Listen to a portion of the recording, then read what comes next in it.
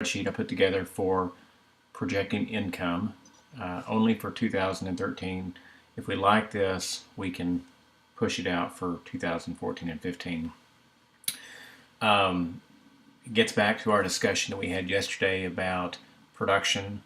So I'll just kind of start from the top left. Number of days per week on a week-by-week basis. So the first week in January all the way through to the end of the first quarter, and then the second quarter, third quarter, fourth quarter, with annual totals over here on the far right. So coming back to the top left, number of days per week. Basically I just put 4 days open 4 days per week starting out. You can adjust that. So for example, if you wanted to say beginning with the first week in February, we're going to add 2 days. So we're going to go to 6. Well, punch in 6, and then what you would do is just punch in 6 on the first one, grab that corner, and just drag it over, right?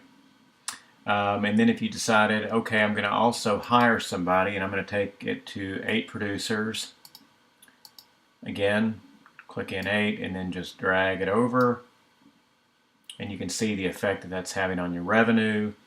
If at some point you said, you know what, we want to take our pay from 35 to 38, click in, change it, drag it over.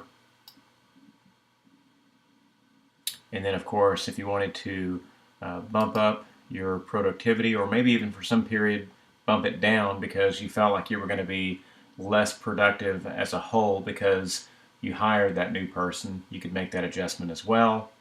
And of course what that's doing is it's adding up the total of team productive hours during that period.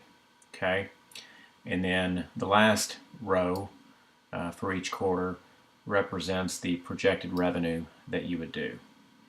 So you can make the updates, and then you can just come down to the second quarter, third quarter, and punch in your updated numbers across the board, across the board, across the board, and that of course is going to give you your updated or projected revenue for the year. This is just a static number I plugged in, so wherever we end up for 2012, we'll plug it in so that we'll be able to compare that and hopefully see this projected growth rate get to a percentage of 30-35% growth for the quarter. So check this out. Let me know what you guys think. The one thing it doesn't address is the product sales for the business.